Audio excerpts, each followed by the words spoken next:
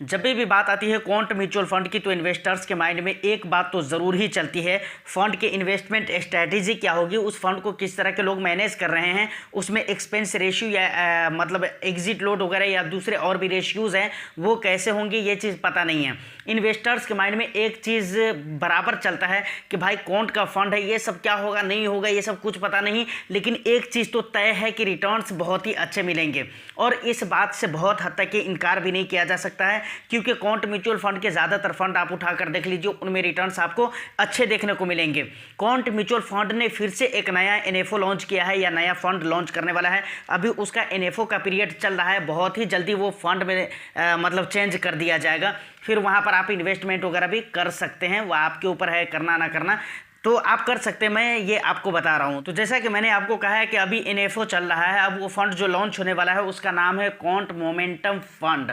अब ये quant momentum fund, ये मोमेंटम का जो वर्ड है ना, ये क्या होते हैं, इसकी इन्वेस्टमेंट स्ट्रैटेजी क्या होगी, किस तरह के लोग इसको मैनेज कर रहे हैं, एग्जिट लोड वगैरह क्या होगा, इन सारे मुद्दों पर हम डिटेल्स में बात करेंगे। वीडियो बहुत ही इन्फॉर्मेटिव होने वाली है, एक लाइक ज़रूर कर दीजिए और ज़्यादा से ज़्यादा इसको शेयर कर दीजिए।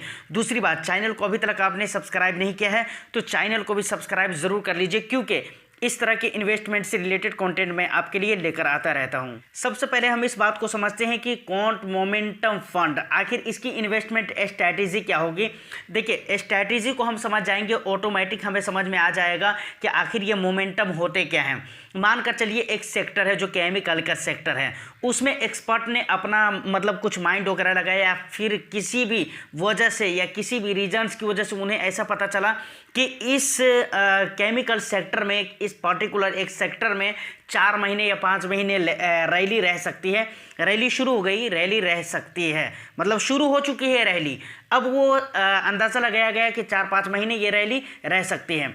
तो ये मोमेंटम फंड के जो फंड मैनेजर होते हैं ना, तो ये 4-5 महीने की जो रैली है ना, बीच का जो 3 महीना होगा ना, उन 3 महीने में अपने पैसे को उस सेक्टर में लगाएगा, मतलब केमिकल सेक्टर में लगाएगा।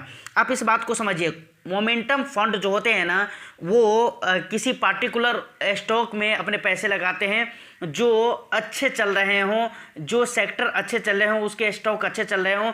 तो बीच का जो एक टाइम पीरियड होता है ना, बीच का जो एक मोमेंट होता है ना, कुछ दिनों का, उन चीज़ों को वो राइड करता है और उसमें रिटर्न बनाने की कोशिश करता है। इसी तरीके से मान लीजिए हेल्थ केयर की सेक्टर है, वहाँ पर एक्सपर्ट ने किसी हिसाब से अपना अंदाज़ा लगाया कि भाई यहाँ पर 6 महीने रैली रह सकती है, तो बीच को जो 3 महीने 4 महीने होंगे ना, मोमेंटम फंड के फंड मैनेजर उस बीच के 3-4 महीने में जो रैली के बीच का जो टाइम होता है जिसमें बहुत अच्छी रहेगी मार्केट, और उस टाइम पे उन स्टॉक में निवेश करके अच्छे खासे रिटर्न्स जनरेट करने की कोशिश करेंगे। देखिए, और भी इजी हो जाएगा आपके लिए समझना। आपको पता है वैल्यू फंड किसे कहते हैं?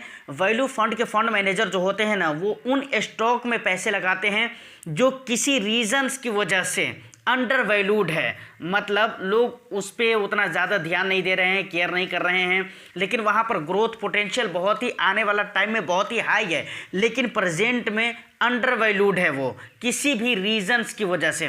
अगर कॉन्ट्रा फंड की बात करें, मानकर चलिए मार्केट में अगर आईटी सेक्टर में बहुत ज़्यादा धूमधाम मची हुई है, आईटी सेक्टर्स में बहुत अच्छी रैली देखने को मिल रही है, तो उनमें वो निवेश नहीं करेंगे, उसके ऑपोजिट मतलब उन सेक्टर्स में निवेश करेंगे जिसमें रैली नहीं है। समझ रहे हैं? यानी कॉन्ट्रा फंड के फंड मैनेजर हमेशा मार्केट के ऑपोजिट कंपनीज में या सेक्टर्स में निवेश करते हैं। तो मुझे लगता है कि आपको बातें समझ में आ गई होगी। आप सिंपल तरीके से समझिए कि कॉन्ट्रा फंड के फंड मैनेजर हमेशा अपने पैसे को रैली जिधर पे हो उधर पे निवेश नहीं करता, लेकिन मोमेंटम फंड के फंड मैनेजर अपने पैसे को हमेशा उधर पे ही निवेश करता है जिधर पे रैली हो, और रैली का जो बीच का टाइम होता है ना, टाइम पीरियड, उन टाइम पीरियड में निवेश करके अच्छा खासा रिटर्न्स बनाने की कोशिश करते हैं। देखिए, अब एक बहुत बड़ा सवाल यहाँ पर यह आता है कि क्या यहाँ पर बहुत ज़्यादा रिटर्न्स देखने को मिलेंगे। तो एक चीज़ मैं आपको बताना चाहूँगा, क्वांट के जो भी फंड है उनको आप किसी दूसरे फंड हाउस के फंड से कंपेयर करके देखें। लार्ज कैप है तो दूसरे लार्ज कैप से कंपेयर करके देखिए, स्मॉल कैप है तो दूसरे स्मॉल कैप मतलब दूसरे फंड हाउस के स्मॉल कैप से कंपेयर करके देखिए, तो आपको पता चलेगा कि भाई रिटर्न्स के मामले में क्वांट के फंड हमेशा अच्छे रहे हैं और रहते हैं। वहीं पर अगर रिस्क की बात की जाए तो रिस्क बहुत ज़्यादा होते हैं क्वांट के फंड में। जो आप स्मॉल कैप उसका जीता जागता मिसाल है, उसके अलावा और भी कई सारे फंड्स हैं जो इसके जीते जागते मिसाल है, उसमें बहुत ज़्यादा आपको मतलब रिस्क देखने को मिलेगा, लेकिन रिटर्न्स जो है ना बहुत अच्छे मिलते हैं।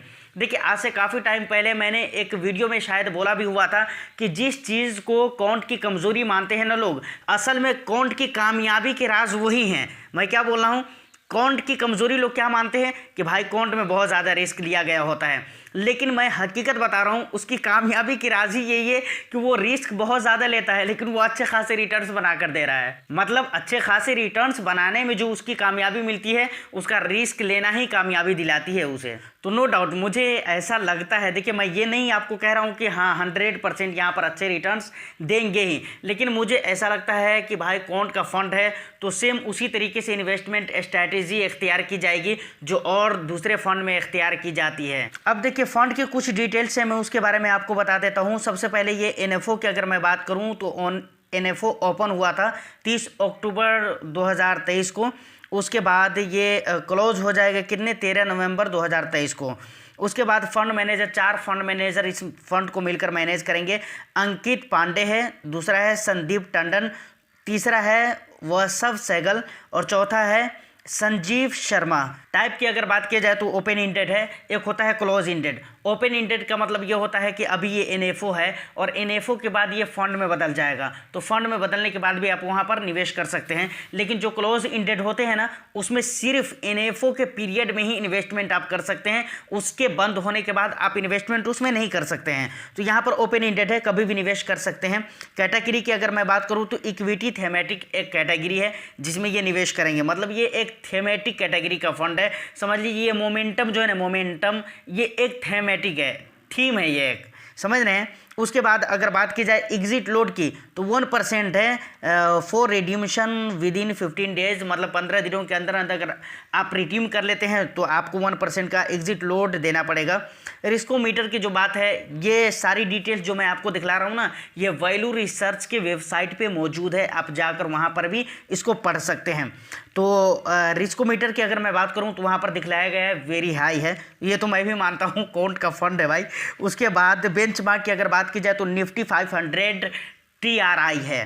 तो ये कुछ बेसिक से डिटेल्स थे जो जानना ज़रूरी था। अब बात आती है कि आपको इन्वेस्टमेंट करना चाहिए या नहीं करना चाहिए। देखिए इन्वेस्टमेंट करना चाहिए या नहीं करना चाहिए इसका डिसीज़न मेरे ख्याल से आपको खुद लेना चाहिए, क्योंकि आपका रिस्क प्रोफाइल क्या है, आपका इन्वेस्टमेंट हॉरिजॉन क्या होने वाला है, प्लस आप किस मकसद से निवेश कर रहे हैं, ये सारी चीज़ें आपको मालूम है अपने बारे में। आपके बारे में मैं थोड़ी जानता हूँ, तो बेहतर होगा कि ये डिसीजन आप खुद लीजिए। मेरी तरफ से कोई रिकमेंडेशन नहीं है, मैंने सिर्फ एजुकेशन पर्पज़ के लिए, जानकारी के लिए मैंने इस वीडियो को क्रिएट किया और आप तक मैंने पहुँचाने की कोशिश किया है। एक गुजारिश, एक रिक्वेस्ट मैं आपसे ज़रूर करना चाहूँगा, वीडियो को शेयर कर दीजिए, लाइक एक ज़रूर कर दीजिए, क्योंकि इस तरह की जानकारी को लाने में थोड़ी मेहनत ज़रूर लगती है, इस बात को मानिए। और चैनल पे अगर फर्स्ट टाइम विजिट कर रहे हैं तो चैनल को भी सब्सक्राइब कर लीजिए।